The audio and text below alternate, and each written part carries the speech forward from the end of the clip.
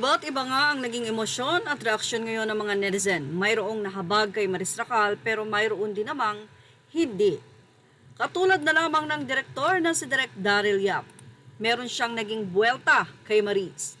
Ayon sa kanya, kung ako ang gumawa ng statement ni Maris, narito po ang sinabi ni Direk Daryl Yap. Sa nasabing naging statement ni Maris Racal, narito nga ang naging opinyon ni Direk Daryl Yap. Aniya, reminders, wag nang mag-white kasi halata na, wag na mag-vitres kasi nakakamistress. Masting para kayanin. Kung na-cancel na sila, gamitin mo na kalaban. Make sure may books sa likod para nakaka-edukada. Yang walang laman sa likod to symbolize emptiness and nothingness ay hindi nabebenta. Mas okay kung may Mama Mary na naaaninag, nakaka-virgin, no make-up sana ang look. Say pa ni Direk Daryl Yap, iyak na agad bago pindutin ang record. Noon po, blank na blank ako, ngayon sising-sisi na.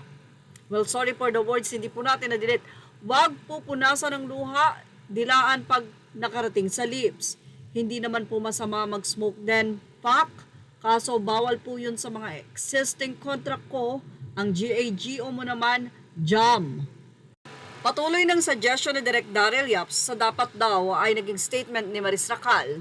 Aniya, iyak ng malakas, hawiin ang buhok habang naka-blank ang kamay para low-key makaganti kay Jam. Hindi naman po ako nagkulang. Pinapadilit ko po kay Anthony yung convo. Ang blank, hindi ginawa, hindi naman ako nagkulang ng paalala. Iyak tingin sa kanan kasi kalimitan doon lumalabas ang konsensya sa mga commercial ng Safeguard. Say pa ni Direk Daryl Yap, dapat daw ganito ang sinabi ni Maris. Humihingi po ako ng sorry kasi nabuking niyo ko. Hindi naman po ako magsusorry kung hindi, diba? Ayoko lang pong makapag-specific kung saan ako magsusorry kasi baka mawala pa yung mga natitirang endorsements pag may inamin ako, kaya okay na tong vague lang. Hinga ng malalim, then roll eyes, hindi makakahinga, maghimatay-himatayan, after 30 seconds, bumangon, i-off ang record.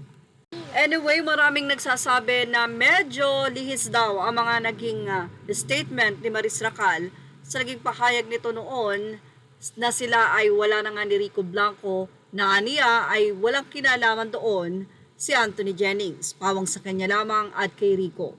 Pero kung sasabihin nyo, talagang gano'n naman dahil tila nahulog ang loob nga nitong si Maris kay Anthony Jennings dahil na rin sa sweetness na pinapakita nito sa kanya.